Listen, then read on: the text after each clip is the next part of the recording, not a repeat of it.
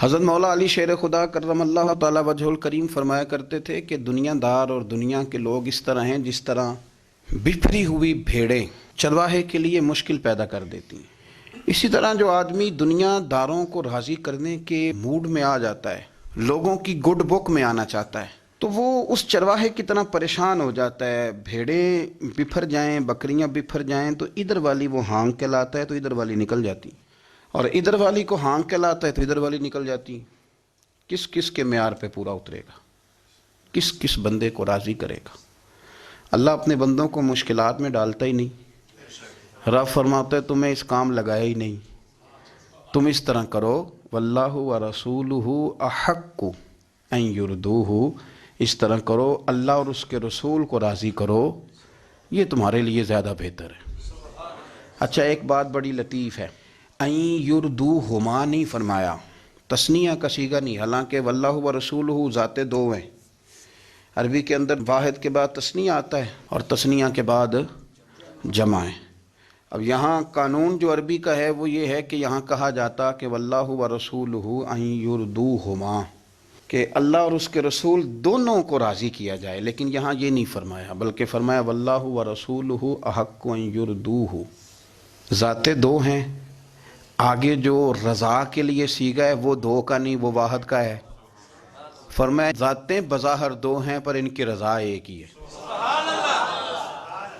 ذاتیں دو ہیں پر رضا ایک ہی ہے۔ اب سمجھایا کیا ہے کہ یہاں بھی تم اس بات کو سمجھ لو کہ یہاں بھی تمہیں دو جگہ نہیں جانا پڑے گا، ایک ہی رضا اللہ کی ہے، وہی رضا مدینے والے رسول کی، ایک ہی رضا ہے دونوں کی۔ بندوں کے پیچھے بھاگنا، تھک جانا، میں بہت سارے لوگوں کو دیکھتا ہوں بیچاروں کو بڑی پریشانی کا سامنا کرنا پڑتا ہے، چونکہ کئی گھر رکھے ہوئے ہیں نا۔ اب جتنے سخت لفظ میاں صاحب نے کہے اتنے میں تو نہیں کہہ سکتا نا، انہوں نے بڑے سخت لفظ کہے، میاں صاحب نے سخت لفظ کہے پر بات بڑی ٹھیک کی۔ انہوں نے کہا نا لاکھ کنجراں دی سیوا کریے، ہم نہیں یہ کہتے، ہم یہ کہتے ہیں لاکھ ہینا دی سیوا کریے، یہ پھر بھی رہن پرائے، کتنی کو بندہ سیوا کر سکتا ہے؟ لوگ پرائے کے پرائے رہ جاتے ہیں۔ لاکھ ہینا دی سیوا کریے پھر بھی رہن پرائے، کیونکہ چھتر تھور دی گوڈی کر کے امب کسے بھی نہیں لائے۔ جس چکر میں آم پڑے ہوئے ہیں وہاں چھتر تھور ہے، آم کا درخت میٹھا آم نہیں وہاں سے ملے گا، چھتر تھور ہی ملے گا، اس لیے کہ رویہ اس طرح کا ہے نا، دنیا داری کا ماحول، دنیا داری کا لینا دینا۔ ہم نے نا ماحول میں رہنا تھا تو گڈ بک میں آنے کا شوق پیدا کر لیا، حالانکہ بندوں کی گڈ بک میں آنا ممکن ہی نہیں، ان کی تو ڈیمانڈیں روز بدلتی ہیں۔ میں امام کشیری کو پڑھ رہا تھا، انہوں نے انوکھی بات ہی کر دی، کہنے لگے میرا تو ایک منٹ کے لیے دل نہیں کرتا بھائی سے سلام لینے کو بھی، بہن کے سر پہ ہاتھ رکھنے کو میری طبیعت ہی نہیں چاہتی، میرے پاس ٹائم ہی کوئی نہیں کہ بچوں کو دوں، بیوی کے پاس جاؤں، وقت ہی کوئی نہیں۔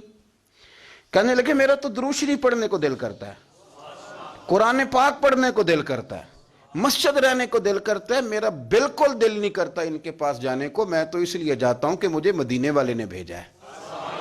حضور نے فرمایا ہے کہ بھائی کے حقوق ہیں، بہن کے حقوق ہیں، بال بچوں کے حقوق۔ اب میری بات کو آپ سمجھیں گے تو مسئلہ حل ہو جائے گا۔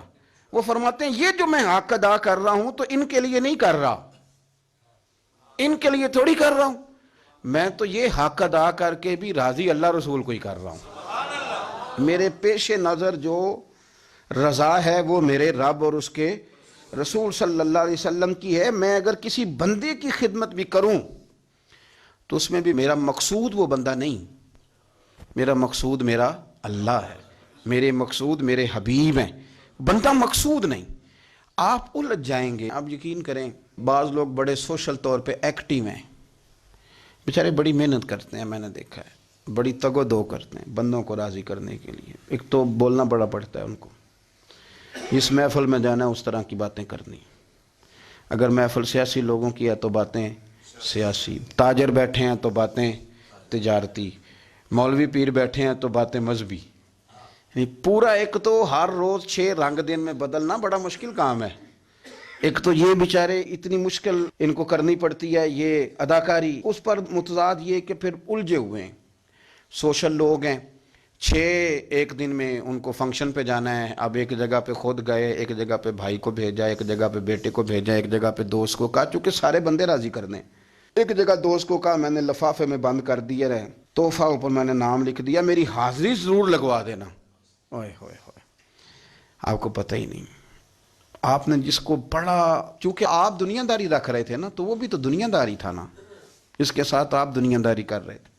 آپ کا لفافہ پہنچ گیا ہے، گفٹ آ گیا ہے، پر اس نے دیکھ کے کیا کہا ہے؟ اس نے کہا بھئی یہ بندہ بڑا تیز ہے، یہ سارے پاسے رکھنا چاہتا ہے۔